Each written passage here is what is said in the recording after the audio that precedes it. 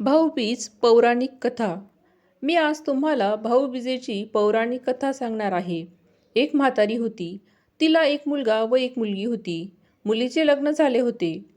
एकदा भाऊबीज साजरी करण्यासाठी तिचा मुलगा आपल्या बहिणीकडे जाण्यास निघतो. जुन्या काळी काही गाड्या नव्हत्या. तो पायीच निघाला. वाटेत त्याला एक नदी आडवी आली व त्याला सांगू लागली की मी तुझा काळ आहे, मी तुला आता वाहून घेऊन जाईल. तेव्हा तो नदीला म्हणाला की मी खूप वर्षानंतर माझ्या बहिणीला भेटायला जात आहे. मी तिला भेटतो, मग येताना तू मला बुडवून टाक. नदी तयार होते व मागे हटते.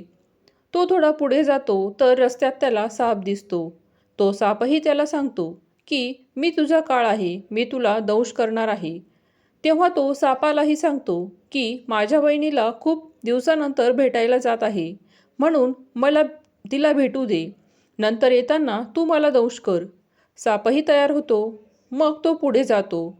पुढे जंगल लागते. जंगलात त्याला वाघ भेटतो आणि तोही त्याला तसेच सांगतो की मी तुझा काळ आहे, मी तुला खाणार. तेव्हा तो मुलगा सांगतो की मी माझ्या बहिणीला भेटायला खूप वर्षानंतर जात आहे, म्हणून मला तिला भेटू दे, मग तू मला खा. मग वाघही तयार होतो. असे करून तो बहिणीच्या घरी पोहोचतो. भावाला पाहून बहिणीला खूप आनंद होतो. तिला काय करावे काही सुचत नव्हते. मग ती शेजारच्या बाईकडे जाते व तिला विचारते की कोणी जर प्रेमाची व्यक्ती घरी आली तर काय करावे. तर ती तिला चेष्टेनेच म्हणते, तेलाने घर सारव व तुपात तांदूळ शिजवावे. ती आनंदाच्या भरात घरी येते व संपूर्ण घरात तेल लावते आणि तुपात तांदूळ शिजायला टाकते. तेलाने सारवलेले घरही वाळत नाही व तांदूळही शिजत नाही. भावाला भूक लागते. तो तिला सांगतो. ती पुन्हा त्या बाईकडे जाते व तिला विचारते. तर ती तिला मी तुझी चेष्टा केली होती असे सांगते. आता तू दुधात तांदूळ टाक व शेणाने घर सारव असे सांगते. मग ती शेणाने घर सारवते, दुधात तांदूळ शिजवून खीर बनवते व भावाला देते. भाऊ बहीण आनंदाने हसत बोलत जेवण करतात. त्यानंतर ती भावाला ओवाळते, मग तो घरी जायला निघतो. बहीण प्रेमाने त्याला लाडू तयार करून देते. ते लाडू बरोबर घेऊन तो जातो. त्याच्या मनात येते की बहीण इतक्या आनंदाने आपल्याला निरोप देत आहे, परंतु पुढे तर माझा काळ बनवून वाघ, साप, नदी उभे आहेत. पण तो काहीही न बोलता तसाच निघून जातो. थोड्या वेळाने तिची मुले येतात व खायला काहीतरी मागू लागतात. मग ती लाडू काढून देते व मुलांना खायला देते. बघते तर ते लाडू हिरवे झालेले असतात. ती जात्याकडे बघते तर त्यात गहू दळले होते. त्यात साप मेलेला तिला दिसतो. ती खूप घाबरते व भाऊ ज्या दिशेने गेला तिथे ती पळत सुटते. तिला वाटतं की हे विषारी लाडू खाऊन माझ्या भावाला काही झालं तर नसेल. ती सर्वांना विचारत विचारत भाऊ ज्या वाटेने गेला त्या वाटेने जाऊ लागते. पुढे तिला एक माणूस भेटतो. तो तिला सांगतो की पुढे झाडाखाली एक माणूस झोपलेला आहे. ती खूप घाबरते. तिला वाटते की लाडू खाल्ल्यामुळेच माझ्या भावाला काहीतरी झालं असेल. ती धावत धावत तेथे जाते व भावाला हाक मारते. भाऊ तिला विचारतो, काय झाले, तू इथे का आलीस. ती लाडू मागते व त्याला दाखवते आणि खड्डा करून त्यात ते पुरून देते. मग तिला तहान लागते. ती त्याच्याकडे पाणी मागते. तो जवळपास कुठे पाणी आहे का हे बघतो. तिला सांगतो की तू इथेच बस, मी पाणी घेऊन आलो. तेव्हा ती त्याला सांगते की तू कशात आणशील. ती म्हणते मी जाऊन पाणी पिऊन येते. जवळच एक तळे असते. ती त्या तळ्याजवळ जाऊन पाणी पिते तर तिथे एक म्हातारी बसलेली तिला दिसते. तिला आश्चर्यच वाटते की एवढ्या घनदाट जंगलात आपल्याजवळ कोण ही म्हातारी असेल. आपण कोण आहात. तेव्हा ती म्हातारी सांगते, मी काळ आहे व एका बहिणीचा एकुलता एक भाऊ असेल त्याला मी घेऊन जाण्यासाठी आले आहे. ती खूप घाबरते व विचार करते की मला पण एकुलता एकच भाऊ आहे. मग ती त्या म्हातारीला त्यावरील उपाय विचारते.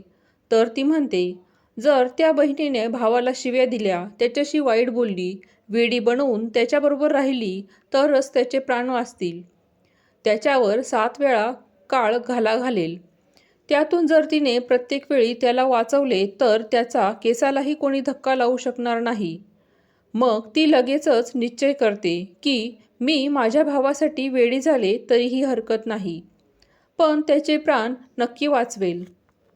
मग ती भावाकडे जाते व त्याला सांगते, ते मी तुझ्याबरोबर तुला सोडायला येते. तेव्हा तो तिला सांगतो की ताई, पुढे नदी, साप, वाघ, काळ म्हणून माझी वाट बघत आहे. तेव्हा ती त्याला सांगते की मी घरून येते, मग आपण बरोबर जाऊ. मग ती घरून दूध, मांस व साडी चोळी घेऊन येते. पुढे गेल्यावर वाघ त्याला मारायला येतो. ती त्याला मांस देते व पुढे जातात. पुढे साप दंश करायला येतो. मग ती त्याला दूध देते आणि नदी बुडवायला येते. मग ती त्या नदीला साडी चोळी देऊन तिची पूजा करते. मग तीही मागे हटते. मग ते दोघेही घरी पोहोचतात. घरी पोहोचल्यावर तो आपल्या आईला सांगतो की बहिणीने त्याची 3 वेळा प्राण वाचवले आणि बहिणीचे आभार मानतो. परंतु ती लगेच त्याला शिव्या द्यायला लागते व अपशब्द बोलू लागते, वेड्यासारखी करू लागते. सर्वजण हैराण होतात. हे काय चालू आहे? परंतु ती वेडेपणा चालूच ठेवते. सर्वजण तिला वेडी वेडी म्हणू लागतात. ती नेहमी आपल्या भावाला शिव्या, अपशब्द बोलून अपमानित करत असते. थोड्याच दिवसात तिच्या भावाचे लग्न जमते. सर्वजण सांगतात की ही वेडी आहे पण लकी आहे. ती घरी आली आणि भावाचे लग्न जमले. त्यांचा साखरपुडा करण्याचे ठरले. तर ती त्याला शिव्या देऊ लागली. म्हणू लागली की आधी माझा साखरपुडा करा, नंतर याचा. कोणीतरी ज्येष्ठ व्यक्ती तेथे आली व म्हणू लागली की जाऊ द्या, ती वेडीच आहे. साखरपुड्याच्या वेळी तिलाही जवळच बसवा व तिला सांगा की हा तुझा साखरपुडा होत आहे. तिला हेच हवे होते. पूजा सुरू असतानाच अचानक आग लागते. परंतु ती आधीच सावध असल्यामुळे लगेचच ती आग विझवते व पुन्हा एकदा धोका टळतो. लग्नाची तयारी सुरू होते. लग्नाच्या वेळीही ती वेडेपणा करतच राहते आणि म्हणते, ते आधी माझे लग्न लावा. तेव्हाही तेथे जवळच तिला उभं करतात व लग्न लागते. त्यानंतर नवरा मुलगा बाहेर पडताना ती म्हणते की पुढून नाही तर मागून चला. ते मागून जातात व पुढे सर्व मंडप खाली पडतो. पुन्हा ती आपल्या भावाचे प्राण वाचवते. घरी गेल्यानंतर ती रात्री पुन्हा सांगते की मी माझी वहिनी व भावाबरोबरच झोपेल. तेव्हा सर्वजण तिला समजावतात, पण ती ऐकतच नाही. मग सर्वजण हो म्हणतात व ती तिथे झोपते. भाऊ व वहिनी झोपलेला असतानाच रात्री तेथे साप येतो, परंतु ही जागीच असते. लगेच ती तलवारीने त्याचे 3 तुकडे करते व पाठीखाली झाकून बिनधास्तपणे झोपून जाते. आता तिच्या भावावरील धोका पूर्णपणे टळलेला असतो, म्हणून ती आरामात झोपते. सकाळी सर्व पाहुणे मंडळी उठतात. तिची आई आपली मुलगी उठली तर पुन्हा वेडापणा करेल असे म्हणून झटपट आवरते व त्या सर्वांना निरोप देते. आज ती खूप उशिरा उठते व उठून बघते तर सर्व पाहुणे मंडळी नाही. तेव्हा ती आईला विचारते, सर्वजण कोठे गेले? त्यांना लगेचच बोलव.